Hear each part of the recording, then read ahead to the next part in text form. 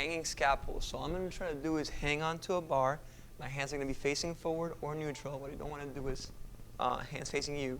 And all I'm going to try to do is squeeze my lats down so I can get my chest as high as I can without bending my elbows. That's the key point, is without bending your elbows. Otherwise, that's just called a pull-up, right? So you're going to be hanging. And all I'm going to try to do is keeping my elbows straight, squeeze my lats and back down. Squeeze my lats and back down. As you can see, I travel the most distance possible before my arms start wanting to bend. And all I'm trying to do is engage that one lat as hard as I can and then release. Then doing it together with both lats. And if you can do it standing up nice and tall, you should be able to do it hanging.